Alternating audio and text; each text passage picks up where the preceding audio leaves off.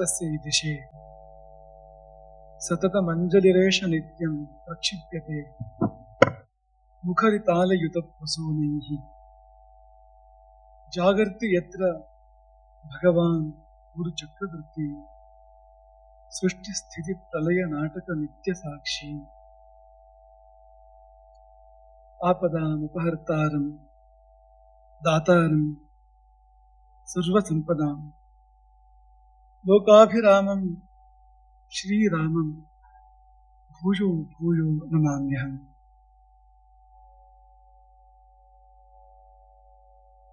ಆಂಜನೇಯಮತಿ ಪಾಟಲಾನನಂ ಕಾಂಚನಾದ್ರಿ ಕಮನೀಯ ವಿಗ್ರಹಂ ಪಾರಿಜಾತ ತರುಮೂಲ ವಾಸಿನಂ ಭಾವಯಾಮಿ ಪವಮಾನನಂದನಂ.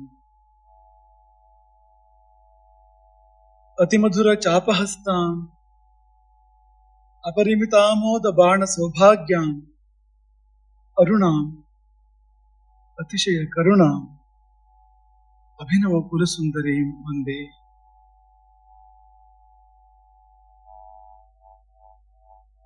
ಸೃಷ್ಟಿಯ ಸಮಸ್ತ ದೇವತೆಗಳನ್ನು ಅಷ್ಟು ಮಾತ್ರವಲ್ಲ, ಸೃಷ್ಟಿ ಎಲ್ಲವನ್ನೂ ತನ್ನಲ್ಲಿ ಒಳಗೊಳಿಸಿಕೊಂಡಿರುವಂತಹ ಜಗಜ್ಜನನಿ ಲಲಿತಾ ತ್ರಿಪುರ ಸುಂದರಿ ರಾಜರಾಜೇಶ್ವರಿ ಶ್ರೀವಿದ್ಯೆಯನ್ನು ನೆನೆದ ಹೃದಯದಿಂದ ಭಾವಿಸಿ ಆಕೆಯ ಅನುಗ್ರಹವನ್ನು ಯಾಚಿಸಿ ಈ ಅದ್ಭುತವಾಗಿರುವಂತಹ ಒಂದು ಕಾರ್ಯಕ್ರಮ ಜಗತ್ತಿನ ಎಲ್ಲ ಆಸ್ತಿಕರು ಹೆಮ್ಮೆ ಪಟ್ಟುಕೊಳ್ಬೇಕಾದ ಕಾರ್ಯಕ್ರಮ, ಶಂಕರಾಚಾರ್ಯ ಪೀಠಗಳಿಗೆಲ್ಲ ಗರಿ ಮೂಡಿಸುವಂತಹ ಒಂದು ಕಾರ್ಯಕ್ರಮ, ಎಲ್ಲ ಸಂತರಿಗೂ ಸಮಾಧಾನ ಆಗ್ತಕ್ಕಂಥ ಒಂದು ಕಾರ್ಯಕ್ರಮ. ಇಂತಹ ಕಾರ್ಯಕ್ರಮದ ಕೊನೆಯ ಘಟ್ಟದಲ್ಲಿ ಆಶೀರ್ವಾದದ ಕೆಲವು ನುಡಿಗಳನ್ನು ಮತ್ತು ಅನುಭವದ ಅಭಿಮಾನದ ಕೆಲವು ನುಡಿಗಳನ್ನು ಈ ಸಮಯದಲ್ಲಿ ಆಡಬಯಸ್ತೇವೆ. ಅನುಭವ ಎನ್ನುವಾಗ ನಿಮ್ಮ ಅನುಭವ ಬೇರೆ, ನಮ್ಮ ಅನುಭವ ಬೇರೆ. ಯಾಕೆಂದ್ರೆ ನಾವು ಎಲ್ಲಿ ಕುಳಿತುಕೊಂಡಿದ್ದೇವೋ ಅಲ್ಲಿಂದ ಹೇಗೆ ಕಾಣ್ತಾ ಇದೆ ಹಾಗೆ ನಿಮ್ಗೆ ಅರಿವು ಕೂಡ ಕಾಣಲಿಕ್ಕೆ ನೋಟ ಇದೆಯಾ, ಈ ದರ್ಶನ. ಇಲ್ಲಿಂದ ಈ ಅದ್ಭುತವಾಗಿರ್ತಕ್ಕಂಥ ಸಿಂಹಾಸನ ಹೇಗೆ ಕಂಡಿತು, ಅದನ್ನ ಏರಿ ಮೆರಿತಕ್ಕಂಥ ಯತಿಶ್ರೇಷ್ಠರು ಹೇಗೆ ಇಲ್ಲಿಂದ ಕಣ್ಗೊಳಿಸ್ಯಾರೋ ಅದನ್ನು ನೀವು ಕೇವಲ ಊಹೆ ಮಾತ್ರ ಮಾಡಬಹುದು. ಇಲ್ಲಿ ಮಾತ್ರ ಇರ್ತಕ್ಕಂಥ ಅನುಭವ ಇದು. ಅನುಭವದ ಕಥನವೇ ಹೌದು ಈ ಮುಂದೆ ಆಡ್ಲಿಕ್ಕೆ ಇರ್ತಕ್ಕಂಥ ಮಾತುಗಳು. ಆದ್ರೆ ಈ ಅನುಭವ ತುಂಬಾ ಸುಲಭದಲ್ಲಿ ಬರುವಂತದ್ದಲ್ಲ. ಈ ಎತ್ತರದಲ್ಲಿ ಎಷ್ಟು ಸುಖ ಇದೆಯೋ ಅಷ್ಟೇ ಕಷ್ಟ ಇದೆ. ಗೊತ್ತಿರೋವರೆಗೂ ಗೊತ್ತು, ನಿಮಗೆ ಯಾವತ್ತೂ ಕೂಡ ಗೊತ್ತಾಗ್ಲಿಕ್ಕಿಲ್ಲ ಎತ್ತರದ ಕಷ್ಟ ಏನೋ ಎನ್ನುವುದು. ನಾವು 5 ಮಂದಿಗೆ ಅದು ಗೊತ್ತಾಗ್ಬೋದು ಆ ಕಷ್ಟ ಏನು ಅಂತ. ನಿಮ್ಗೆ ಯಾರಿಗೂ ಗೊತ್ತಾಗ್ಲಿಕ್ಕಿಲ್ಲ. ನಿಮ್ಗೀಗ 10 ಬಾರಿ ಆಚೆ ಹೋಗಿ ಈಚೆ ಬಂದಿರ್ಬೋದು, ಅದು ಕುಳಿತಿರ್ಬೋದು, ವಿಹಾರವೋ ಪಾನೀಯವೋ ಅಶನವೋ ಎಲ್ಲವೂ ಆಗಿರ್ಬೋದು ನಿಮಗೆ. ಆದ್ರೆ ಇಲ್ಲಿ ಕುಳಿತಿರುವಾಗ ನಿಜವಾದ ಏಕಾಗ್ರತೆ ಬೇಕಾಗ್ತದೆ, ನಿಜವಾದ ಒಂದು ಆಸನ ಸ್ಥೈರ್ಯ, ಸ್ಥಿರ ಸುಖ ಮಾಸನಂ ಅದು ಇಲ್ಲಿ ಬೇಕಾಗ್ತಕ್ಕಂಥದ್ದು. ಹಾಗಾಗಿ ಒಂದು ಆ ಎತ್ತರದಲ್ಲಿ ಕುಳಿತ ಅನುಭವವೇ ಬೇರೆ. ಕೇವಲ ಭೌತಿಕ ಎತ್ತರದ ಕುರಿತು ಹೇಳ್ತಾ ಇರುವಂತದ್ದಲ್ಲ. ಒಂದು ಪೀಠವನ್ನು ಏರಿ ಯಾರು ಇರ್ತಾರೆ ಅವರ ಸುಖವೇ ಬೇರೆ, ಅವರ ಕಷ್ಟವೇ ಬೇರೆ. ಆ ಕಷ್ಟವೂ ಸಾಮಾನ್ಯ ಜನರಿಗೆ ಅರ್ಥ ಆಗ್ಲಿಕ್ಕಿಲ್ಲ, ಆ ಸುಖವೂ ಕೂಡ ಸಾಮಾನ್ಯ ಜನರಿಗೆ ಲಭ್ಯ ಆಗ್ಲಿಕ್ಕಿಲ್ಲ ಅಂಥದ್ದು. ಹೀಗಾಗಿ ಇಲ್ಲೇ ಕುಳಿತು ಕೆಲವು ಮಾತುಗಳನ್ನು, ಅನುಭವದ ಕೆಲವು ಮಾತುಗಳನ್ನು ನಾವು ಆಡಬೇಕಿದ್ದೇವೆ. ನಾವು ಆಗಲೇ ಹೇಳಿದಾಗೆ ಒಂದು ಬೇರೆ ಲೋಕಕ್ಕೆ ಬಂದಂತ ವಾತಾವರಣ ಇದೆ. ಈ ಅನುಭವವನ್ನು ಹೇಳೋದಾದ್ರೆ ಚಂದ್ರಲೋಕದಲ್ಲಿ ಕುರಿತು ಇಂದ್ರಲೋಕವನ್ನು ನೋಡಿದ ಹಾಗಿದೆ, ಹಾಗೆ ಹೇಳ್ಬೋದು. ಅಷ್ಟು ಎತ್ತರದಲ್ಲಿ ಮೋಡದಲ್ಲಿ ಕುಳಿತು ನಕ್ಷತ್ರಗಳನ್ನ ನೋಡಿದಂತೆ ಇರ್ಬೋದು. ಅಂತ ಅನುಭವ ಇನ್ನು ಮೇಲೆ ಕುಳಿತವ್ರದ್ದು ಎಂಬುದಾಗಿ 4 ಮಂದಿ ಪರವಾಗಿ ನಾವು ಇದನ್ನ ಹೇಳ್ತಾ ಇರುವಂತದ್ದು. ಧರ್ಮ ಬಂಧುಗಳೇ, ನೀವು ಯಾವ ಸಿಂಹಾಸನದ ಸಮ್ಮುಖದಲ್ಲಿ ಕುಳಿತಿದ್ದೀರೋ, ಯಾವ ಸಿಂಹಾಸನವನ್ನು ತುಂಬಿಕೊಂಡಿದ್ದೀರೋ ಆ ಸಿಂಹಾಸನದ ಬಗ್ಗೆ ಒಂದು ವಾಕ್ಯ ಹೇಳೋದಾದ್ರೆ ಕಂಡು ಕೇಳರಿಯದ ಸಿಂಹಾಸನ. ನಮ್ಮ ಇಷ್ಟು ವರ್ಷದ ಸನ್ಯಾಸ ಜೀವನದಲ್ಲಿ, ನಿತ್ಯ ಸಂಚಾರದಲ್ಲಿ ನಾವು ಅನೇಕ ಗುರುಮನೆಗಳನ್ನು ಪ್ರವೇಶ ಮಾಡಿದ್ದೇವೆ, ಅನೇಕ ಅರಮನೆಗಳನ್ನು ಕೂಡ ಪ್ರವೇಶ ಮಾಡಿದ್ದೇವೆ. ದೇವಸ್ಥಾನಗಳು, ಮಠಗಳು, ಅರಮನೆಗಳು ಅನೇಕ ನಾವು ಸಂಚಾರ ಮಾಡಿರ್ತಕ್ಕಂಥದ್ದು. ಸಿಂಹಾಸನಗಳನ್ನು ನಾವು ಲೆಕ್ಕವಿಲ್ಲದಷ್ಟು ನೋಡಿರ್ಬೋದು ಇಷ್ಟು ವರ್ಷದಲ್ಲಿ.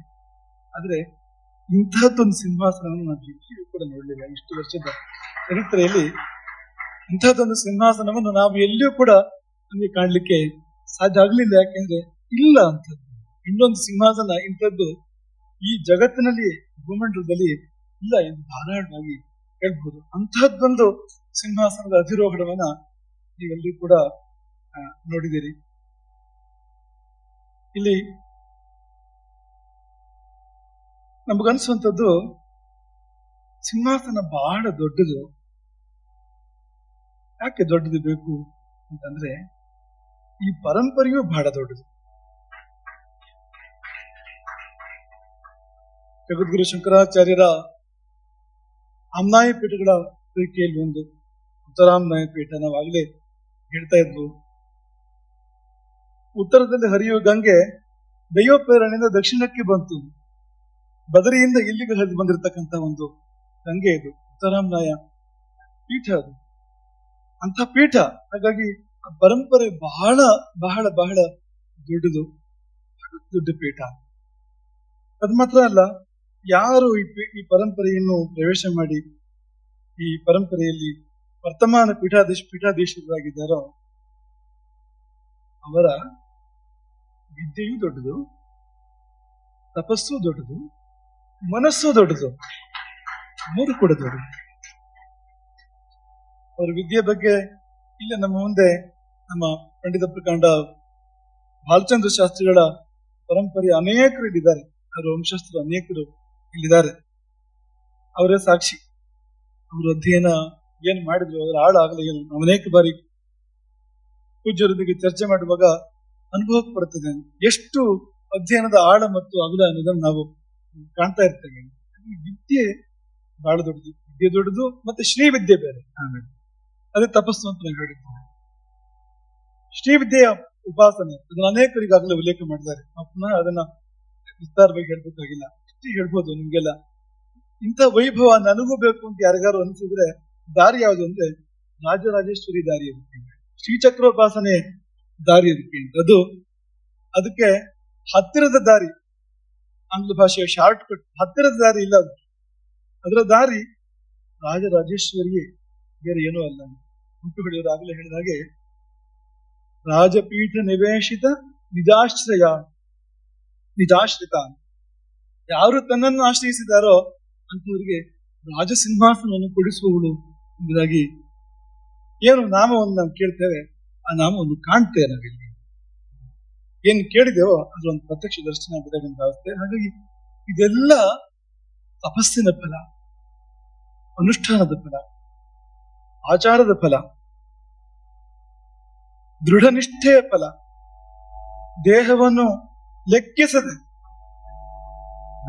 10 ಗಂಟೆ 11 ಗಂಟೆ ಕುಳಿತುಕೊಳ್ಳುವಾಗ ನಿನ್ನೆಯೂ ಆಹಾರ ನೀರುಗಳನ್ನು ನಿಯಂತ್ರಣ ಮಾಡುವಾಗ ಇಂದಿನ ಶ್ರೀಚಕ್ರೋಪಾಸನೆ ಸಲುವಾಗಿ ಅಕ್ಕಪಕ್ಕದಲ್ಲಿ ಶಿವರಾತ್ರಿ ಮತ್ತು ಚಕ್ರಾರ್ಚನೆ ಬಂದಾಗ 2 ದಿನ ಇದು ಮುಂದುವರಿತಕ್ಕಂಥದ್ದು. ಇಡೀ ರಾತ್ರಿ ಏಕಾಸನದಲ್ಲಿ ಕುಳಿತು ಶಿವೋಪಾಸನೆ ಮಾಡುವಂಥದ್ದು, ಶಿವರಾತ್ರಿ ಬಂದು ಇಂತಹ ಒಂದು ಕಠಿಣವಾಗಿರ್ತಕ್ಕಂಥ ದೇಹದಂಡನೆ,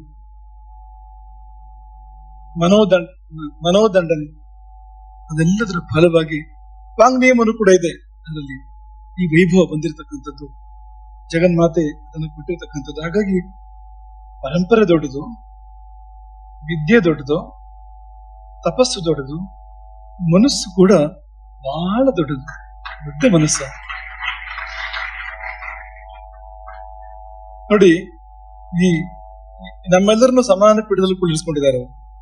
ನಾವ್ಯಾರು ಕೇಳಿದ್ದಲ್ಲ ಇದನ್ನು, ಆದ್ರೆ ಅವರೇ ಮಾಡಿರ್ತಕ್ಕಂಥ ಆಲೋಚನೆ. ಪೀಠಾರೋಹಣದಲ್ಲಿ ಇರಬೇಕು, ಇದ್ದಾಗ ಅತಿಥಿಗಳನ್ನ ಅವರ ಗೌರವದಲ್ಲಿ ಕೊರತೆ ಮಾಡಿ ಅನಾದರಿಸಬಾರದು ಎಂಬ ಭಾವ ಅವರಲ್ಲಿ ಎಷ್ಟು ದೃಢವಾಗಿದೆ ಅಂತ ಅದಕ್ಕೊಂದು ವ್ಯವಸ್ಥೆಯನ್ನು ಕಲ್ಪನೆ ಮಾಡಿ ಇಷ್ಟೊತ್ತರದಲ್ಲಿ 4 ಪೀಠಗಳನ್ನು ಸ್ಥಾಪನೆ ಮಾಡಿ ಕುಳ್ಳಿರಿಸಿಕೊಂಡಿದ್ದಾರಲ್ಲ, ಅದಕ್ಕೊಂದು ಬೇರೆ ರೀತಿಯ ಮನಸ್ಸು ಬೇಕಾಗ್ತದೆ. ಈಗ ಈ ಮಾತುಗಳನ್ನ ಸ್ವಲ್ಪ ಭಾರವಾದ ಮನಸ್ಸಿಂದ ಹೇಳ್ಬೇಕಾಗ್ತದೆ. ಎಷ್ಟೋ ಬಾರಿ ಏನಾಗ್ತದೆ ಅಂದ್ರೆ, ಎತ್ತರಕ್ಕೆ ಹೋಗೋದು ಹೇಗೆ ಅಂದ್ರೆ, ತಮ್ಮ ಹತ್ರ ಇರೋರನ್ನ ಕೆಳಗೆ ತಳ್ಳಿ ತಾವು ಎತ್ತರ ಅಂತ ಅನ್ಸ್ಕೊಳ್ಳುವಂತದ್ದು ಅಂತದನ್ನು ಕಾಣ್ತೇವೆ. ಇದು ಹಾಗಲ್ಲ. ತಾವು ಎತ್ತರಕ್ಕೆ ಏರಿದ ಮಾತ್ರ ಅಲ್ಲ, ಎಲ್ಲರನ್ನು ಕೂಡ ತನ್ನ ಜೊತೆಯಲ್ಲಿ ಕುಳಿಸ್ಕೊಳ್ತಕ್ಕಂಥದ್ದು, ತನ್ನ ಎತ್ತರದಲ್ಲಿ ಕುಳಿಸ್ಕೊಳ್ತಕ್ಕಂಥದ್ದು ಇದೆಯಲ್ಲ, ಅದು ತುಂಬಾ ವಿಶೇಷ ಎಂಬುದಾಗಿ ನಾವು ಭಾವಿಸ್ತೇವೆ. ಹೀಗೆ ಈ ವಿದ್ಯೆ, ತಪಸ್ಸು, ಮನಸ್ಸು ಎಲ್ಲ ದೊಡ್ಡದಾಗಿ ಅದರ ಫಲವಾಗಿ ದೊಡ್ಡದೊಂದು ಪೀಠ ಇಲ್ಲಿ ಇವತ್ತು ಅನಾವರಣಗೊಂಡಿದೆ ಎಂಬುದಾಗಿ ನಾವು ಭಾವಿಸ್ತೇವೆ. ಇಲ್ಲಿ ತಮಿಳು ಭಾಷೆಯವರು ಅನೇಕ ಮಂದಿ ಇದ್ದಾರೆ, ಅನೇಕರಿದ್ದಾರೆ. ಇಲ್ಲಿ ನಿಮ್ಗೆ ತುಂಬಾ ಸಂತೋಷ ಆಗ್ತದೆ. ಈ ತಮಿಳುನಾಡಿನ ಭಕ್ತರು ಏನಿದ್ದಾರೆ, ನಿಜವಾದ ಭಕ್ತರು, ಅವರ ಶ್ರದ್ಧೆ, ಸಮರ್ಪಣೆ, ಅವರು ನಡ್ಕೊಳ್ಳುವಂತ ಕ್ರಮ, ಭಕ್ತಿ ಭಾವ ಎಲ್ಲ ಆದರ್ಶ. ಅದರಲ್ಲಿ ಏನು ಸಂದೇಹ ಇಲ್ಲ. ಹೇಗಿರ್ಬೇಕು ಒಬ್ಬ ಶಿಷ್ಯ, ಒಬ್ಬ ಭಕ್ತ ಅಂತ ತಮಿಳುನಾಡಿನ ಈ ಭಕ್ತರನ್ನ ನೋಡಿ ನಾವು ಕಲಿಬೇಕಾಗಿದೆ, ಉಳಿದವರಲ್ಲಿ ಕಲಿಬೇಕಾಗಿದೆ. ಅಂತ ಒಂದು ಸರ್ವ ಸಮರ್ಪಣಾ ಭಾವದಲ್ಲಿ ಇರ್ತಕ್ಕಂಥವ್ರು. ಅವರಿಗೆ ಬಹುಶಃ ನಾವ್ ಹೇಳ್ತಾ ಇರುವಂತದ್ದು ಅರ್ಥ ಆಗ್ತಾ ಇದೆಯೋ ಇಲ್ಲೋ, ಕನ್ನಡ ಭಾಷೆಯಲ್ಲಿ ನಾವು ಮಾತಾಡ್ತಾ ಇದ್ದೇವೆ. ಸಮಸ್ಯೆ ಏನಂದ್ರೆ, ಅವ್ರಿಗೆ ಕನ್ನಡ ಗೊತ್ತಿಲ್ಲ, ನಮ್ಗೆ ತಮಿಳು ಗೊತ್ತಿಲ್ಲ. ಹಾಗಾಗಿ ನಮ್ಮ ಭಾಷೆಯಲ್ಲಿ ನಾವು ಮಾತಾಡುವಂಥದ್ದು ಅವರು ಭಾವದ ಮೂಲಕ ಅರ್ಥ ಮಾಡ್ಕೊಳ್ಳುವಂಥದ್ದು. ಭಾಷೆ ಮೀರಿ ಭಾವ ಇರ್ತದೆ, ಭಾವ ಅದನ್ನು ಅರ್ಥ ಮಾಡಿಸ್ಕೊಡ್ತದೆ ಎಂಬುದಾಗಿ ನಾವು ಭಾವಿಸ್ತೇವೆ.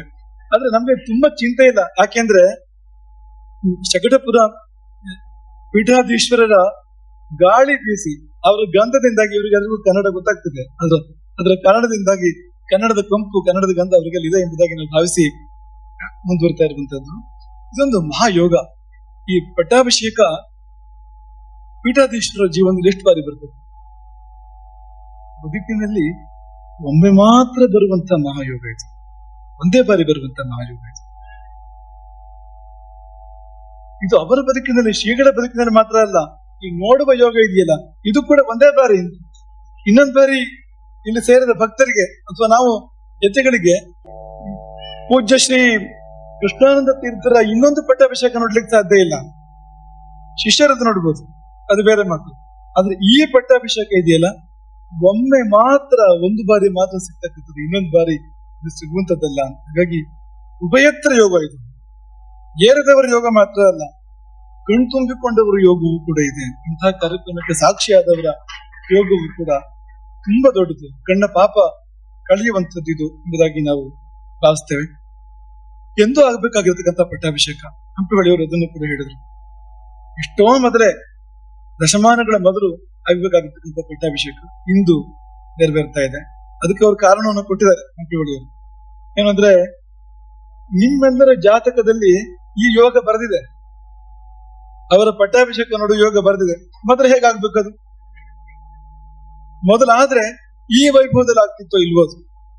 ಇಂದು ನಾವು ಯಾವ ವೈಭವದಲ್ಲಿ ಕಾಣ್ತಾ ಇದ್ದೇವೆ ಯಾಕೆಂದ್ರೆ ಎಲ್ಲ ವೈಭವವನ್ನು ಅವರು ತಂದರು ಮಠಕ್ಕೆ. ಆ ಬಳಿಕ ಪಟ್ಟಾಭಿಷೇಕ. ಈಗ ಶ್ರೀರಾಮಚಂದ್ರ ಅವನು ಮೊದಲು ತಾನು ಪಟ್ಟಾಭಿಷೇಕ ಮಾಡ್ಕೊಳ್ಳಿಲ್ಲ.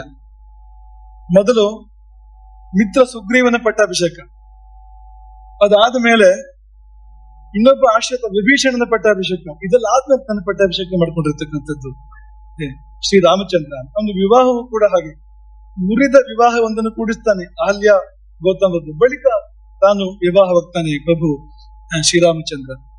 ಹಾಗೆ ಪಟ್ಟಾಭಿಷೇಕವೂ ಕೂಡ ಹಾಗೆ, ಕೊಟ್ಟ ಕೊನೆಯಲ್ಲಿ ಮಾಡಬೇಕಾದನ್ನೆಲ್ಲ ಮಾಡಿ, ಸಾಧಿಸಬೇಕಾದನ್ನೆಲ್ಲ ಸಾಧಿಸಿ ಒಂದು ಕೊನೆಯಲ್ಲಿ ಅವನ ಪಟ್ಟಾಭಿಷೇಕ ಆಗಿರುವಂತದ್ದು. ಹಾಗೆ ರಾಮಚಂದ್ರ ತೀರ್ಥರ ಪರಮ ಶಿಷ್ಯರ ಪಟ್ಟಾಭಿಷೇಕವೂ ಕೂಡ ಹಾಗೆ, ಅವರು ಸಾಧಿಸಬೇಕಾದನ್ನೆಲ್ಲ ಸಾಧಿಸಿ ಮತ್ತೆ ಈ ಪಟ್ಟಾಭಿಷೇಕವನ್ನು ಅವರು ಕೈಗೊಳ್ತಾ ಇದ್ದಾರೆ ಎಂಬುದಾಗಿ ನಾವು ಭಾವಿಸ್ತೇವೆ.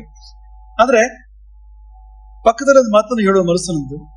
ಈ ಪಟ್ಟಾಭಿಷೇಕ ತುಂಬಾ ಆರಂಭದಲ್ಲಿ, ದೀಕ್ಷಾ ಸ್ವೀಕಾರದ ನಂತರ ಮಾಡ್ತಾರೆ ಪಟ್ಟಾಭಿಷೇಕವನ್ನು, ಅವರ ಅವಧಿ ಆರಂಭದಲ್ಲಿ ಮಾಡ್ತಕ್ಕಂಥದ್ದು. ನಾವು ಭಾವಿಸುವುದು ಏನಂದ್ರೆ, ಇನ್ನೊಂದು ಅವಧಿಯೇ ಆರಂಭ ಆಗ್ತಾ ಇದೆ ಅವರದ್ದು, ಕೃಷ್ಣಾನಂದ ತೀರ್ಥರದ್ದು. ಇಲ್ಲಿಂದ ಮುಂದೆ ಇನ್ನೊಂದು ಶಕೆ ಆರಂಭ ಆಗ್ತಾ ಇದೆ, ಇನ್ನೊಂದು ಚರಿತ್ರೆ ಈ ದಿನದಿಂದ ಪ್ರಾರಂಭ.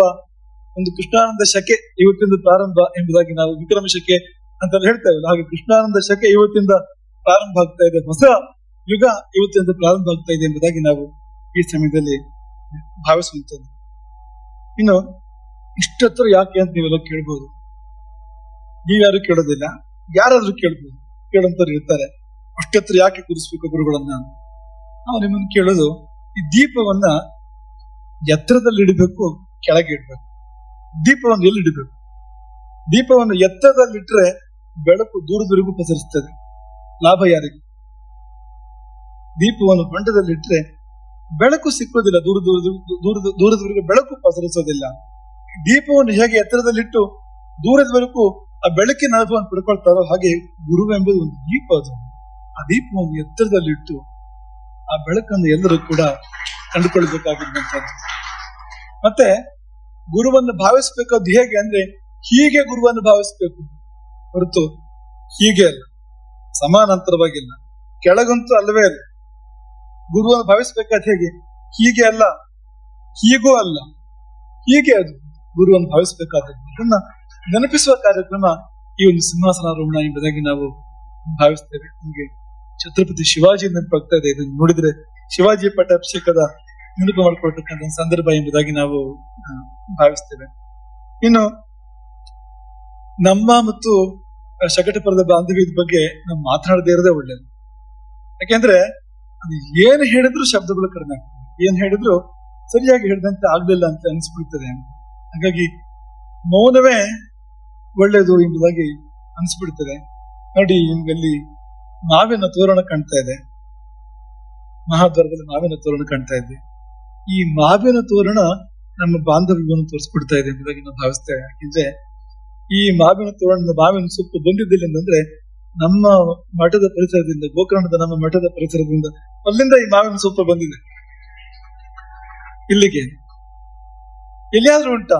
ಒಂದು ಮಠದ ಕಾರ್ಯಕ್ರಮದಲ್ಲಿ ಎಷ್ಟೋ ದೂರದಲ್ಲಿ ಇರ್ತಕ್ಕಂಥ ಇನ್ನೊಂದು ಮಠದ ಪರಿಸರದ ಮಾವಿನ ಸೊಪ್ಪು, ಅಲ್ಲಿ ಕಾರ್ಯಕರ್ತರು ಬಂದು ತೋರಣ ಹಾಕುವಂತದ್ದು ಉಂಟಾ? ಹಾಕ್ಬೇಕಾದ್ರೆ ಬಾಂಧವ್ಯ ಏನಿರ್ಬೇಕು? ನಾವಿಲ್ಲಿ ಕೆಲವು ದಿನಗಳ ಮೊದಲು ಬಂದು, ಶಿವರಾತ್ರಿಯ ದಿನ ನಾವಿಲ್ಲಿಗೆ ಬಂದು ನೋಡುವಾಗ ಈ ಸಿಂಹಾಸನ, ಈ ವೈಭವ, ಇದಕ್ಕೆ ಹೊರಗಿನ ವೈಭವ ಇನ್ನೂ ಬೇಕು ಅಂತ ಅನಿಸ್ತು ನಮ್ಗೆ. ಅನಿಸಿದಾಗ ಅದೇ ದಿನ ನಮ್ಮ ಮಠದ ಕೆಲವು ಶಿಷ್ಯರು ಇಲ್ಲಿಗೆ ಬಂದಿದ್ರು. ಅಲಂಕಾರ ಚತುರರು ಕೂಡ ಇದ್ರು. ಸುದೈವದಿಂದ ಅನೇಕರು ಅಲಂಕಾರ ಪ್ರವೀಣರು, ಶೃಂಗಾರ ಪ್ರವೀಣರು ಮಠದ ಶಿಷ್ಯರಾಗಿದ್ದಾರೆ. ಅವ್ರು ಹೇಳೋದನ್ನು ಕೇಳ್ತಾರೆ, ಕೂಡಲೇ ಬಂದು ಮಾಡು ಅಂದ್ರೆ ಮಾಡ್ತಾರೆ ಅಂತವ್ರು ಇದ್ದಾರೆ. ಆಗ ಅವರಿಗೆಲ್ಲ ಒಂದು ಸೂಚನೆ ಕೊಟ್ಟು, ಇಲ್ಲೆಲ್ಲ ಒಂದು ಅಲಂಕಾರ ಮಾಡಿ, ಆ ವೈಭವಕ್ಕೆ ತಕ್ಕಂತೆ ಒಂದು ಶೋಭೆಯನ್ನು ತನ್ನಿ ಇದಾಗಿ ಸೂಚನೆ ಕೊಟ್ಟು, ಅದು ಮಾತನಾಡ್ತಾ ಈ ಮಾವಿನ ತೋರಣದ ವಿಷಯ ಕೂಡ ಬಂತು. ಹಾಗೆ ರಾಘವ ನಮ್ಗೆ ಹೇಳಿದ್ರು, ಗುರುಗಳು ಹೇಳಿದ್ದಾರೆ, ಎಲ್ಲಿಯೂ ಮಾವಿನ ಸೊಪ್ಪನ್ನು ಕಡಿಯುವಂತೆ ಇಲ್ಲ, ಮಾವಿನ ಎಲೆ ಕಡಿ. ಯಾಕೆಂದ್ರೆ ಎಲ್ಲ ಹೂ ಬಿಟ್ಟಿರ್ತದೆ, ಎಷ್ಟೊತ್ತಿಗೆ ಫಲ ಬರ್ಬೇಕು, ಫಲ ಬಂದಿರ್ತದೆ, ಕೆಲವು ಇನ್ನು ಫಲ ಬರುವಂತದ್ದು ಇರ್ತದೆ. ಹಾಗಾಗಿ ಯಾವ ಕಾರಣಕ್ಕೂ ಮಾವಿನ ಸೊಪ್ಪನ್ನು ಕಡಿಬೇಡಿ, ಗುರುಗಳ ಆದೇಶ ಕಡಿಲಿಕ್ಕೆ ಬಿಡೋದಿಲ್ಲ ಎಂಬುದಾಗಿ ರಾಘವನಿಂದ ಒಂದು ಸೂಚನೆ ಬಂದಾಗ, ಹಾಗಾದ್ರೆ ಬೇಡ, ಅಲ್ಲಿಂದ ತರುವ ಮಾವಿನ ಸೊಪ್ಪನ್ನು. ಅಲ್ಲಿಂದ ತರುವಾಗಲೂ ಅವರ ಆಶಯಕ್ಕೆ ಭಂಗ ಬಾರದಂತೆ ಯಾವ ಮರದಲ್ಲಿ ಹೂ ಬಿಟ್ಟಿಲ್ಲ, ಅಂತ ಮರದಿಂದಲೇ ಈ ಸೊಪ್ಪನ್ನ ತಂದಿರುವಂತದ್ದು ಅಲ್ಲಿಂದ ಎಲ್ಲಿಗೆ. ಆ ಸಮಯದಲ್ಲಿ ನಮ್ಗೆ ನೆನಪಾಗುವಂಥದ್ದು ಈ ಮರಗಳ ಬಗ್ಗೆ ಇರೋ ಕಾಳಜಿ ನೋಡಿ. ಆ ಮರದ ಸೊಪ್ಪನ್ನು ಕಡಿಬೇಡಿ ಅನ್ನೋ ಭಾವನೆ ನೋಡಿ. ಯತಿಗಳಿಗೆ ಇರಬೇಕಾಗಿರುವಂತದ್ದು ಆ ಕಾರುಣ್ಯ. ಮನುಷ್ಯರಲ್ಲಿ ಮಾತ್ರ ಅಲ್ಲ, ಪಶು ಪಕ್ಷಿಗಳಲ್ಲಿ ಅಥವಾ ಗಿಡ ಮರಗಳಲ್ಲಿ ಆ ಒಂದು ಪ್ರೇಮ ಭಾವ, ಕಾರುಣ್ಯ ಇರ್ಬೇಕಲ್ವಾ? ಅದಿರದಿದ್ರೆ ಹೇಗೆ ಗುರು ಆಗ್ತಾನೆ? ತುಂಬಾ ಮುಖ್ಯವಾಗಿರ್ಬೇಕಾಗಿರುವಂತದ್ದು. ಈ ವಸಿಷ್ಠರ ಆಶ್ರಮಕ್ಕೆ, ಬ್ರಹ್ಮರ್ಷಿ ವಸಿಷ್ಠರ ಆಶ್ರಮಕ್ಕೆ ರಾಜರ್ಷಿ ವಿಶ್ವಾಮಿತ್ರ ಭೇಟಿ ಕೊಟ್ಟಾಗ, ಬ್ರಾಹ್ಮಣ್ಯ ಪ್ರಾಪ್ತಿಗೆ ಮೊದಲು ಭೇಟಿ ಕೊಟ್ಟಾಗ ಕುಶಲ ಪ್ರಶ್ನೆ ಮಾಡ್ತಾನೆ ರಾಜ ವಿಶ್ವಾಮಿತ್ರ. ಕುಶಲ ಪ್ರಶ್ನೆ ಮಾಡ್ತಾನೆ ವಸಿಷ್ಠರನ್ನ. ಮಾಡುವಾಗ ಪ್ರತಿಗೃಹ್ಯ ತಾಂ ಪೂಜಾಂ ವಸಿಷ್ಠಾತ್ ರಾಜಸತ್ತಮಃ ಕುಶಲ ಪ್ರಶ್ನೆ ಮಾಡ್ತಾನಲ್ಲ, ತಪೋಗ್ನಿಹೋತ್ರ ಶಿಷ್ಯೇಶು ಕುಶಲಂ ಪರ್ಯಪೃಚ್ಛತ ವಿಶ್ವಾಮಿತ್ರೋ ಮಹಾತೇಜಾಹ ಮನಸ್ಪತಿ ಗಣೇ ತಥಾ. ಕುಶಲ ಪ್ರಶ್ನೆ ಮಾಡುವಾಗ ಹೇಗೆ, ಎಷ್ಟು ಚೆನ್ನಾಗಿದೆ ನೋಡಿ, ತನ್ನ ತಪಸ್ಸು ಹೇಗಿದೆ, ಅಗ್ನಿಹೋತ್ರ ಹೇಗೆ ಸಾಕ್ತಾ ಇದೆ, ಶಿಷ್ಯರು ಚೆನ್ನಾಗಿ ಅಧ್ಯಯನ ಮಾಡ್ತಾ ಇದ್ದಾರೆ, ವಿದ್ಯೆಯನ್ನು ಪಡ್ಕೊಳ್ತಾ ಇದ್ದಾರೆ. ಗುರುವನ್ನ, ಕುಲಪತಿಯನ್ನು ಕೇಳಬೇಕಾದ ಕುಶಲ ಪ್ರಶ್ನೆ ಹೇಗಿರ್ಬೇಕು ಅನ್ನೋದಕ್ಕೊಂದು ಉದಾಹರಣೆ ಆಗಿದೆ. ಅದರ ಪಕ್ಕದಲ್ಲಿ ವನಸ್ಪತಿ ಗಣಯ ತಥಾ, ಸುತ್ತಮುತ್ತಲ ಗಿಡ ಮರಗಳು ಅವು ಹೇಗಿದಾವೆ ಅಂತ ಒಬ್ಬ ಚಕ್ರವರ್ತಿ ಬ್ರಹ್ಮರ್ಷಿಗಳನ್ನು ಕೇಳಬೇಕಾದ್ರೆ ಅವತ್ತಿನ ಕಾಲದ ಒಂದು ಮನಸ್ಥಿತಿ ಹೇಗಿತ್ತು ಅಂತ ಆಲೋಚನೆ ಮಾಡಿ ನೀವು. ಚಕ್ರವರ್ತಿ ಬಂದು ಆತಿಥ್ಯವನ್ನು ಸ್ವೀಕಾರ ಮಾಡಿ ಕುಶಲ ಪ್ರಶ್ನೆ ಮಾಡುವಾಗ ಆಶ್ರಮದ ಗಿಡಮರ ಬಳ್ಳಿಗಳು ಹೇಗಿದೆ ಅಂತ ಕೇಳ್ಬೇಕಾದ್ರೆ ನಾವು ಬಹಳ ಮುಂದುವರೆದಿದ್ದೇವೆ ಅಂತ ಅನ್ಕೊಂಡಿದ್ದೆ. ಇವತ್ತಿನ ಕಾಲದ ಜನಗಳು ಬಹಳ ಪರಿಸರವಾದ ಮತ್ತೊಂದು ಎಲ್ಲ ಬಹಳ ಜೋರಿದೆ ಅಂತ ಅನ್ಕೊಳ್ತಾನೆ. ಆದ್ರೆ ಅವತ್ತಿನ ಕಾಲದ ಆ ಪರಿಸರದ ಪ್ರೀತಿ ಹೇಗಿತ್ತು ಅನ್ನೋದನ್ನ ನಾವು ಗಮನಿಸಬೇಕು. ಅದೇ ಭಾವವನ್ನ ನಾವು ಇಲ್ಲಿ ಶಕಟಪುರ ಪೀಠಾಧೀಶ್ವರಲ್ಲಿ ಕಾಣ್ತೇವೆ. ತೋರಣ ಅಲಂಕಾರಕ್ಕಾಗಿ ಕೂಡ ಗಿಡದ ಸೊಪ್ಪನ್ನ ಕೀಳೋದು ಬೇಡ ಎಂಬಂತ ಭಾವ ಅದು ಕಾರುಣ್ಯದ ಪರಾಕಷ್ಟ ಎಂಬುದಾಗಿ ನಾವು ಭಾವಿಸುವಂಥದ್ದು. ಹೀಗೆ ನಮ್ಮ ಮತ್ತು ಅವರ ಬಾಂಧವ್ಯ ಅದು ಅದ್ಭುತವಾಗಿ ಬಲ್ಲವರೇ ಬಲ್ಲ ಎನ್ನುವಂತೆ ಅದಿದೆ. ಇಂದು ಅವರಿಗೆ ಈ ಪಟ್ಟಾಭಿಷೇಕದ ಆ ಸಮಯದಲ್ಲಿ ಏನೋ ಒಂದು ಉಪಾಯವನ್ನು ಕೊಡಬೇಕು. ತದಂಗವಾಗಿ ನಾವು ಸೂರ್ಯ ಚಂದ್ರ ಲಾಂಛನಗಳನ್ನ ನೀಡಿದ್ರು. ಮತ್ತೊಂದು ಚಂದ್ರಕಾಂತ ಮಣಿಹಾರವನ್ನು ಕೂಡ ನೀಡಿದ್ರು. ಆ ಸೂರ್ಯ ಚಂದ್ರ ಲಾಂಛನಗಳನ್ನು ಯಾಕೆ ನೀಡಿದ್ರು ಅಂದ್ರೆ, ಒಂದನೇದು ಈ ಶಕಟಪುರದ ಮಹಾಸಂಸ್ಥಾನ ಸೂರ್ಯ ಚಂದ್ರರು ಇರುವವರೆಗೂ ಕೂಡ ಇದೇ ವೈಭವದಲ್ಲಿ ನಡೆದುಕೊಂಡು ಬರಬೇಕು ಶಾಶ್ವತವಾಗಿ. ಯಾವತ್ ಚಂದ್ರಶ್ಚ ಸೂರ್ಯಶ್ಚ, ಅಲ್ಲಿಯವರೆಗೂ ಈ ಪರಂಪರೆ ಇದೇ ವೈಭವದಲ್ಲಿ ಪ್ರತಿಶಯವಾದ ವೈಭವದಲ್ಲಿ ಬೆಳಗಿ ಬರಬೇಕು. ಇದು ಅದರ ಒಂದು ಆಶಯ. ಇನ್ನೊಂದು ಆಶಯ ಏನಂದ್ರೆ, ಈ ಮಠಗಳ ಅದ್ವೈತ ಕೂಡ, ಎರಡು ಅದ್ವೈತ ಪೀಠಗಳ ಬಂಧ ಇದೆಯಲ್ಲ, ಈ ಬಂಧ ಕೂಡ ಸೂರ್ಯಚಂದ್ರ ಇರುವವರೆಗೆ ಇರಬೇಕು ಹಾಗೆ ಎಂಬ ಭಾವ ಅದರಲ್ಲಿ ಅಡಕವಾಗಿದೆ. ಅದು ಒಂದು ರೀತಿ ಪರೋಕ್ಷವಾಗಿ ನಮಗೇನ ಒಳ್ಳೆದನ್ನ ಹಾರೈಸ್ಕೊಂಡಂತೂ ಆಗಿದೆ. ಯಾಕಂದ್ರೆ ಅಲ್ಲಿವರೆಗೂ ಈ ಮಠವೇ ಇರಬೇಕು ಅಂತ ಹೇಳಿದಾಗಾಯ್ತಲ್ಲ, ಈಗ ಅಲ್ಲಿವರೆಗೂ ಬಾಂಧವ್ಯ ಇರಬೇಕು ಅಂದ್ರೆ. ಹಾಗೆ ಚಂದ್ರಕಾಂತ ಮಣಿಹಾರ, ಮಣಿ ಚೂರು ದುರ್ಲಭ, ಅದು ಸುಲಭವಾಗಿ ಸಿಗುವಂತದ್ದಲ್ಲ. ಅದರಲ್ಲಿ ಅದನ್ನ ಹೌದು ಅಂತ ಅದನ್ನ ಖಚಿತಪಡಿಸ್ಕೊಳ್ಳೋದು ಕೂಡ ಕಷ್ಟ ಇರ್ತದೆ, ಸುಲಭ ಇರೋದಿಲ್ಲ. ಆ ಮಣಿಹಾರ ಯಾಕೆ ಕೊಟ್ಟು ಅಂದ್ರೆ, ಅವರು ತಪಸ್ಸು ಮಾಡ್ತಾರೆ ಯಾವಾಗಲೂ. ಅವ್ರಿಗೆ ಯಾಕೆ ಸಿಂಹಾಸನ ಅಂದ್ರೆ, ಅವರು ತಪಶ್ಚಕ್ರವರ್ತಿ. ಅವರು ಆ ಹೆಸರು ಬಿರುದು ಅನೇಕರು ಇಟ್ಕೊಂಡಿದ್ದಾರೆ. ನಿಜವಾದ ತಪಶ್ಚಕ್ರವರ್ತಿ ಎಲ್ಲಿದ್ದಾರೆ? ಈ ತಪಸ್ಸು ಎನ್ನುವಾಗ ತಪಧಾತು ತಪನೆಯನ್ನು, ಬಿಸಿಯನ್ನು ಹೇಳ್ತದೆ. ಇದು ತಪಿಸುವುದು ಅಂದ್ರೆ, ಈಗ 10 ಗಂಟೆ ಕೂತು ಶೀರ್ಷ ಪ್ರಾರ್ಥನೆ ಮಾಡುವಾಗ ಒಂದು ಬಿಸಿ ಹೇಳ್ತದೆ. ಅಲ್ಲಿ ಬಿಸಿ ಇಲ್ಲದೆ ಆಗೋದಿಲ್ಲ. ಅದು ಅಲ್ಲೊಂದು ಔಷ್ಣ್ಯ ಹೇಳಲೇಬೇಕು. ಉದ್ಧಾಪಿತ ಆಧಾರ ಹುತಾಶನ ಉಲ್ಪಿ, ಶಂಕರ ಭಗವತ್ಪಾದರ ಮಾತು. ಆಧಾರ ಹುತಾಶನ, ಮೂಲಾಧಾರದ ಹುತಾಶನ ಹೇಳಲೇಬೇಕು. ಅದು ಹೇಳಿದೆ ದೇವಿ ಒಲುಮೆ ಕೂಡ ಸಾಧನೆ ಆಗೋದಿಲ್ಲ. ಆಧಾರ ಅಗ್ನಿ ಅದರ ಪ್ರಜ್ವಲನೆ ಆಗ್ಲೇಬೇಕು. ಹಾಗೆ ಈ ತಪಿಸಿ ತಪಿಸಿ ತಪಿಸಿ ತಮ್ಮ ದೇಹವನ್ನ, ತಮ್ಮ ಪ್ರಕೃತಿಯನ್ನ ಅವರು ಅದೆಷ್ಟು ದಹನ ಮಾಡಿದಾರೋ ಇಲ್ಲಿವರೆಗೆ. ತಂಪಿಗಾಗಿ ಆ ಚಂದ್ರಿಕಾಂತ ಮಣಿಹಾರ ಅವರು ತಂಪಾಗಿರ್ಬೇಕು. ಬಹಳ ಕಾಲ ಶಿಷ್ಯ ಭಕ್ತರನ್ನ ಆಶೀರ್ವಾದ ಮಾಡ್ಕೊಂಡಿರ್ಬೇಕು. ಅವರು ಆರೋಗ್ಯವಾಗಿ ಬಹಳ ಕಾಲ ಇರ್ಬೇಕು, ಆಶೀರ್ವಾದ ಮಾಡ್ಕೊಂಡು ತಂಪಾಗಿರ್ಲಿ. ಆ ತಂಪಿಗೋಸ್ಕರವಾಗಿ ಆ ಮನಸ್ಸಿನ ತಂಪನ ಆ ರೀತಿ ವ್ಯಕ್ತಪಡಿಸಿರ್ತಕ್ಕಂಥದ್ದು. ಅದನ್ನು ನಾವು, ಅದೇನೋ ದೊಡ್ಡ ಸಂಗತಿ ಅಲ್ಲ. ಯಾಕೆಂದ್ರೆ ಶಕಟಪುರ ಸಂಸ್ಥಾನಕ್ಕೆ ಏನು ಕೊರತೆ ಇಲ್ಲ. ಯಾರು ಕೊಟ್ಟಾಗ್ಬೇಕಾಗಿರುವಂತದ್ದು ಏನಿಲ್ಲ. ಸಮುದ್ರಕ್ಕೆ ನೀರು ಹಾಕಿದಂತೆ ಆಗ್ಬೋದು, ಸೂರ್ಯನಿಗೆ ಬೆಳಕನ್ನು ತೋರಿಸಂತೆ ಆಗ್ಬೋದು, ಏನಾದ್ರು ಹುಡುಗರಿಗೆ ಕೊಟ್ರೆ ಹಾಗಾಗ್ಬೋದು.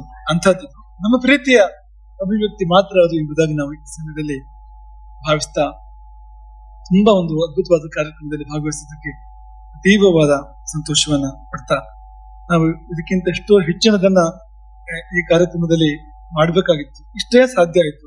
ಶ್ರೀಕಾರ್ಯ ಅನೇಕ ಬಾರಿ ಪದೇ ಪದೇ ಹೇಳ್ತಾ ಇರ್ತಾರೆ. ಅದನ್ನ 1 ತಿಂಗಳು ಮೊದಲೇ ನಿಮ್ಮನಲ್ಲಿ ಬರ ಹೇಳ್ಬೇಕಾಗಿತ್ತು ಅಂತ ಹೇಳ್ಬೇಕಾದ್ರೆ ನಮಗಾಗಿ ಅನಿಸ್ತಿದೆ. ನಾವಾಗೇ 1 ತಿಂಗಳು ಮೊದಲು ಬಂದು ಇಲ್ಲಿ ಏನಾಗ್ಬೇಕು ಅಂತ ನೋಡಿ ಮಾಡ್ಬೇಕಾಗಿತ್ತು ನಾವಿಲ್ಲಿ ಅಂತ ಅನಿಸ್ತಿದೆ ನಮಗೆ. ಶ್ರೀಕಾರ್ಯ ಮತ್ತೆ ಮತ್ತೆ ಹೇಳುವಾಗ ಈ ಮಠದ ಒಂದು ಮಹಾಯೋಗ ಏನಂದ್ರೆ, ಇಲ್ಲಿ ಇರುವ ಶಿಷ್ಯರಿದಾರಲ್ಲ, ಅವರು ಸಮರ್ಥರು ಮತ್ತು ಸರ್ವ ಸಮರ್ಪಣೆಗೆ ಸಿದ್ಧರಾಗಿರ್ತಕ್ಕಂಥವ್ರು. ಎಲ್ಲವನ್ನೂ ಕೊಡ್ಲಿಕ್ಕೆ, ತಮ್ಮ ಸರ್ವಸ್ವವನ್ನು ಕೂಡ ಕೊಡ್ಲಿಕ್ಕೆ ಸಿದ್ಧರಾಗಿರ್ತಕ್ಕಂಥವ್ರು. ಅಂತ ಶಿಷ್ಯರ ಒಂದು ಸಮೂಹ ಇದೆಯಲ್ಲ, ಅದು ಈ ದೇವಿಯ ಆಶೀರ್ವಾದ ಈ ಮಠಕ್ಕೆ. ಅದರಲ್ಲಿ ಶ್ರೀಕಾರ್ಯ ಇರ್ಬೋದು ಅಥವಾ ರಾಘವ ಇರ್ಬೋದು, ಇಲ್ಲಿ ಕುಳಿತಿರ್ತಕ್ಕಂಥ ಅನೇಕ ನಮ್ಮ ದ್ರವಿಡ ದೇಶದ ಭಕ್ತಶ್ರೇಷ್ಠರು, ಅವರಿಗೆ ಅನೇಕರಿಗೆ ಕಡಗವನ್ನು ಕೊಡ್ಲಾಯ್ತು, ಸ್ವರ್ಣದ ಕಡಗವನ್ನು ಕೊಡ್ಲಾಯ್ತು. ಕಿರೀಟ ಕೊಟ್ಟರು ಕಡಿಮೆ ಅಂತವರು ಇಲ್ಲಿ ಇರ್ತಕ್ಕಂಥವ್ರು. ಅವರಿಗೆಲ್ಲ ಮನಸಾರೆ ಈ ಸಮಯದಲ್ಲಿ ಆಶೀರ್ವಾದಗಳನ್ನು ಹೇಳ್ತಾ ಇನ್ನು ನಾವು ಪೂಜ್ಯ ಉತ್ತರಾಮನಾಯ ಬದರಿ ಶಂಕರಾಚಾರ್ಯ ಪೀಠಾಧೀಶ್ವರರ ಅವರ ಆಶೀರ್ವಚನದ ನುಡಿ ಮುತ್ತುಗಳನ್ನ ಆಲಿಸ್ಬೇಕಾಗಿದೆ. ಎಲ್ಲರೂ ಕೂಡ ನಾವು ಕೂಡ ಅದಕ್ಕೆ ಆಸಕ್ತರಾಗಿದೆ. ನಾವು ಆಗಲೇ ಹೇಳ್ಬೇಕು ಅನ್ಕೊಂಡು ಯಾರು ಬೇಡ ಅವರೊಬ್ಬರೇ ಮಾತಾಡಿ ಸಾಕು ಅಂತ ಹೇಳ್ಬೇಕು ಅಂತ ಅನ್ಕೊಂಡು, ಯಾಕಂದ್ರೆ ನಾವೆಲ್ಲ ಇಲ್ಲಿ ಕಿವಿಗೋಸ್ಕರ ಬಂದವರು, ನಾಲ್ಗೆಗೋಸ್ಕರ ಬಂದವರೆಲ್ಲ ಕೇಳುವ ಸಲುವಾಗಿ ಬಂದವರು ತಿನ್ಬೇಕು ಅಂತ ಅನ್ಕೊಂಡು ಮತ್ತೆ ಅವ್ರು ಹೇಗೂ ಅದನ್ನ ಕೇಳೋದಿಲ್ಲ. ಕೊನೆಗೆ ಒಂದು ಚರ್ಚೆಯಾಗಿ ನಾವು ಮತ್ತೆ ಮಾತಾಡುವಾಗ ಆಗ್ತದೆ ಕೊನೆ ಇಲ್ಲಿ ಅಂತ ಕಾರಣಕ್ಕೆ ಅಷ್ಟೊತ್ತಿಗೆ ಶುರುವಾಗಿ ಹೋಯ್ತು, ಕಾರ್ಯಕ್ರಮ ಶುರುವಾಗಿ ಹೋಯ್ತು. ಮುಂದುವರಿಸಿದ್ರು ಅವರ ವಾಕ್ ಸುಧಾಧಾರೆಯನ್ನ ನಾವೆಲ್ಲರೂ ಕೂಡ ಮುಂದೆ ಆಸ್ವಾದನೆ ಮಾಡೋಣ. ಸೇರಿದ ಎಲ್ಲ ಸಂತ ಶ್ರೇಷ್ಠರಿಗೆ, ಯತಿವರ್ಯರಿಗೆ ಅಭಿನಂದನೆಗಳು, ಎಲ್ಲ ಭಕ್ತ ಶ್ರೇಷ್ಠರಿಗೆ ಶುಭಾಶೀರ್ವಾದಗಳು. ನಾವು ಆಗಲೇ ಹೇಳಿದಾಗೆ ಸೂರ್ಯ ಚಂದ್ರ ಇರುವವರೆಗೆ, ಗಂಗೆ ಭಾರತದ ಪುಣ್ಯ ಹರಿಯುತ್ತಿರುವವರೆಗೆ, ಶಕಟಪುರದ ಮಹಾಸಂಸ್ಥಾನ ಬೆಳಗ್ಗೆ ಬರಲಿ ಹಿತೋಪೇತಶೀಯವಾದ ವೈಭವದಲ್ಲಿ ಎಂಬುದಾಗಿ ಕೊನೆಯ ಮಾತುಗಳನ್ನು ಹೇಳ್ತಾ ಸೇರಿದ ನಿಮ್ಗೆಲ್ಲರಿಗೂ ಶ್ರೀ ವಿದ್ಯೆಯ ಅನುಗ್ರಹ ಆಗಲಿ, ಶ್ರೀರಾಮನ ಅನುಗ್ರಹ ಆಗಲಿ, ಎಲ್ಲ ದೇವತೆಗಳ, ಶಂಕರ ಭಗವತ್ಪಾದರ ಪರಿಪೂರ್ಣ ಕೃಪೆ ಎಂಬೆಲ್ಲರ ಮೇಲಲ್ಲಿ ನಿಮ್ಮೆಲ್ಲರ ಬದುಕು ಸಮೃದ್ಧವು ಸದ್ಬುದ್ಧಿಯಿಂದ ಯುಕ್ತವಾಗಲಿ, ಎಲ್ಲರಿಗೂ ಶ್ರೇಯಸ್ಸಾಗಲಿ ಅಂತ ಪುಣ್ಯಾಗ್ತದೆ. ಹರೇ ರಾಮ. ಶಂಕರಾಚಾರ್ಯರ ಪೀಠಕ್ಕೆ ಮೂಡಿತು ಇಂದು ನವಿಲುಗರಿ, ನೀವು ಕಂಡಂತೆ ಕಾಣಲಾರೆವು ನಾವು, ಎಷ್ಟೆಂದರೂ ಶಿಷ್ಯರು ತಾನೆ ನಿಮ್ಮ ಪುಟ್ಟ ಮರಿ. ಎತ್ತೆರೆತ್ತರಕ್ಕೇರಿದಷ್ಟೂ ಹತ್ತಿರವು ಕಷ್ಟದ ಪರ್ವತ ಕಾಷಾಯ ದಾರಿಗಳಿಗೆ, ಸುಖದ ಜೊತೆಗಿದೆ ಸವಾಲು ಚಂದ್ರಲೋಕವು ಚಂದ ಭೂವಾಸಿಗಳಿಗೆ. ಗುರುಮನೆಯ ಜೊತೆಗೆ ಅರಮನೆಗೂ ಚಿತ್ತೈಸಿ ಕಂಡ ಸಿಂಹಾಸನ ಲೆಕ್ಕವಿಲ್ಲ, ಶಕಟಪುರದೊಳಗೆ ಸಂಸ್ಥಾಪಿತ ರಜತ ಸಿಂಹಾಸನಕ್ಕೆ ಸರಿ ಸಾಟಿ ಇಲ್ಲ, ಶಕಟಪುರದೊಳಗೆ ಸಂಸ್ಥಾಪಿತ ರಜತ ಸಿಂಹಾಸನಕ್ಕೆ ಸಾಟಿ ಇಲ್ಲ. ನಿಮಗೂ ಇಂಥ ವೈಭವವು ಬೇಕೆ, ಇದೆ ನೋಡು ಇಲ್ಲಿ ಒಂದು ದಾರಿ, ಅಡ್ಡದಾರಿಗಳಿಲ್ಲ ಅಡ್ಡ ಬೀಳು ಪಾದಕ್ಕೆ ಒಲಿವಳು ತಾಯಿ ರಾಜರಾಜೇಶ್ವರಿ, ಅಡ್ಡದಾರಿಗಳಿಲ್ಲ ಅಡ್ಡ ಬೀಳು ಪದಕ್ಕೆ ಒಲಿವಳು ತಾಯಿ ರಾಜರಾಜೇಶ್ವರಿ. ಹತ್ತಿರಕ್ಕೆ ಇರುವವರ ಎತ್ತರಕ್ಕೆ ಕುಳ್ಳರಿಸಿ ತಾನು ಏರಿದರು ವೈರಾಗ್ಯ ಪೀಠ, ಹತ್ತಿರಕ್ಕೆ ಇರುವವರ ಎತ್ತರಕ್ಕೆ ಕುಳ್ಳಿರಿಸಿ ತಾನು ಏರಿದರು ವೈರಾಗ್ಯ ಪೀಠ. ಭಾವವೊಂದೇ ಸಾಕು ಭಾಷೆ ಏತಕ್ಕೆ ಬೇಕು, ತುಂಬಿ ಬಂದಿದೆ ಗುರುವೆ ಹೃದಯ ಪೀಠ, ತುಂಬು ಬಂದಿದೆ ಗುರುವೆ ಹೃದಯ ಪೀಠ. ಎತ್ತರದ ದೀಪವು ಬೆಳಗಿ ಕಣ್ಣ ಪಾಪವು ಕಳೆದು, ಎತ್ತರದ ದೀಪವು ಬೆಳಗಿ ಕಣ್ಣ ಪಾಪವು ಕಳೆದು, ಜಗಮಗಿಸಿತು ಬೆಳಕು ಕಳೆದು ಎಲ್ಲ ಕೊಳಕು, ಕಳೆದು ಎಲ್ಲ ಕೊಳಕು. ಮಾತು ಭಾವಕ್ಕೆ ಭಂಗ ಮೌನ ವೀಳ್ಯ ಲವಂಗ, ಮಾತು ಭಾವಕ್ಕೆ ಭಂಗ ಮೌನ ವೀಳ್ಯ ಲವಂಗ. ದಿವ್ಯ ಸಾನ್ನಿಧ್ಯಕ್ಕೆ ಶಕಟಪುರ ಮಂಗಳಾಂಗ, ದಿವ್ಯ ಸಾನ್ನಿಧ್ಯಕ್ಕೆ ಶಕಟಪುರ ಮಂಗಳಾಂಗ. ಹೂವು ಬಿಡದ ಮಾವು ತೋರಣವಾಯಿತು ಇಲ್ಲಿ, ಹೂವು ಬಿಡದ ಮಾವು ತೋರಣವಾಯಿತು ಇಲ್ಲಿ. ಹೂ ಬಿಟ್ಟಿದೆ ಕರುಣೆ ಗುರು ಕೃಷ್ಣಾನಂದರಲ್ಲಿ, ಹೂ ಬಿಟ್ಟಿದೆ ಕರುಣೆ ಗುರು ಕೃಷ್ಣಾನಂದರಲ್ಲಿ. ಶಕಟಪುರದಿ ಭಕ್ತಿ ಬಂಡಿ, ಶಕಟಪುರದಿ ಭಕ್ತಿ ಬಂಡಿ, ಸೂರ್ಯ ಚಂದ್ರಾರ್ಕವಾಗಿ ಸಾಗುತ್ತಿರಲಿ, ಸೂರ್ಯ ಚಂದ್ರಾರ್ಕವಾಗಿ ಸಾಗುತ್ತಿರಲಿ. ಚಂದ್ರಕಾಂತ ಮಣಿಯಂತೆ ಭಕ್ತರೆಡೆ ನಿಮ್ಮ ಸ್ನೇಹದ ಬೆಳದಿಂಗಳು ಸುರಿಯುತ್ತಿರಲಿ, ಚಂದ್ರಕಾಂತ ಮಣಿಯಂತೆ ಭಕ್ತರೆಡೆ ನಿಮ್ಮ ಸ್ನೇಹದ ಬೆಳದಿಂಗಳು ಸುರಿಯುತ್ತಿರಲಿ. ಪರಮ ಪೂಜ್ಯ ಶ್ರೀ ಶ್ರೀ ರಾಘವೇಶ್ವರ ಶ್ರೀಗಳಿಗೆ ಪ್ರಾಣ ಪ್ರಣಾಮಗಳನ್ನ ಅರ್ಪಿಸ್ತಾ ಇದ್ದೇವೆ.